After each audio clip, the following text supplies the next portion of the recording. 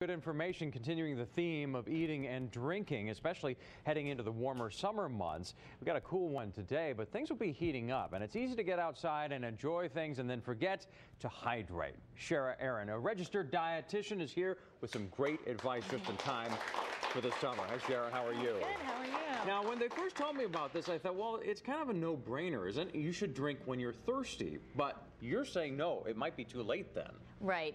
So people know the 8x8 rule, 8 ounces, 8 glasses a day, basically. But that's just a general rule, and you shouldn't wait till you're thirsty. So I kind of tell people to drink 8 ounces every hour or two, especially when it's hot outside. Especially if the kids are out playing, running around, enjoying their favorite summertime activities. Yeah, it's hard to get them to stop. Now, what should you be drinking to stay hydrated and keep your energy level up? Well, water is the best option. So getting a reusable water bottle is a good idea, and just keep on filling it. Then you can kind of keep track.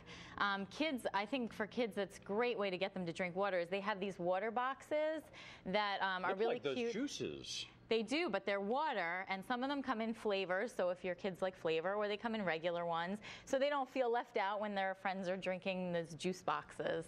And a great way to maybe wean them off of those higher calorie juices and sugary drinks. Right, and juice is really not that hydrating, so water is actually the best option always when it comes to. And for adults, is water the best option too? Absolutely, and so I have here a pitcher with some fruit in it. That's a good way, a very low-cost way to flavor your water if you don't want to just drink, good old tap water. And you're not adding a lot of calories there either. No calories, exactly. So you want to watch the calories, and we're going to talk about that when we get to the other end of the table. But yeah, these don't have any added calories. You can find ones that are sweetened and unsweetened, but you want to watch the calories on those and just getting a little bit of extra flavor. It's unsweetened and lightly flavored. Right. So that's okay. Right. You're getting a hint of flavor, but not getting those calories. Now, you hear a lot from some companies that say, well, you need the electrolytes, so you need the athletic drinks. Right. So if you're outside and you're exercising or you're doing sports, then having a drink that has some of those electrolytes in it can be a good idea.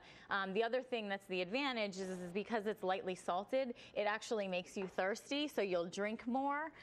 So that's one advantage of drinking a sports drink that's got some of that in it. You'll drink more. Are there disadvantages to the sports drinks? Well, there's calories in them. So if you're not doing sports and you're not running around, water is still the best option. So, and don't drink those endlessly. There's still calories in them. But if you're doing an hour of soccer or whatever and you're sweating, then having a sports drink is a good idea, and some water. Now, I understand they did some research and they looked at long-distance cyclists and to determine what would be the best thing for them to drink. Right. And the results were a little surprising. Right. So it's interesting. So if you want to keep going, good replenishing drink is chocolate milk. Chocolate milk. Right. That's the headline right there. Right. It's got protein in it and carbohydrates. It's a good ratio. So they found that cyclists were able to go 50% longer when they drank chocolate milk as opposed to a sports drink or even water. So moms, when the kids are out running around and they ask for some chocolate milk, don't sweat it. Right. It's okay. Right, exactly. So some chocolate milk can be a good way to replenish those stores.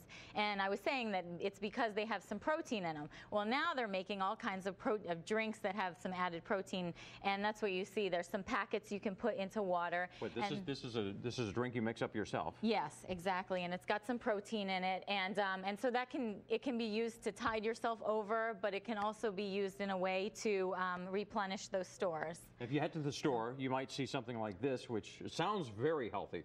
Organic honey green tea. Right. Good idea? This is actually a good option because it's lower in calories, just lightly sweetened. I know people are confused about whether iced tea is hydrating and iced coffee. Is it because of the caffeine? The caffeine can be a little bit dehydrating, so you want to look for decaf versions when you can.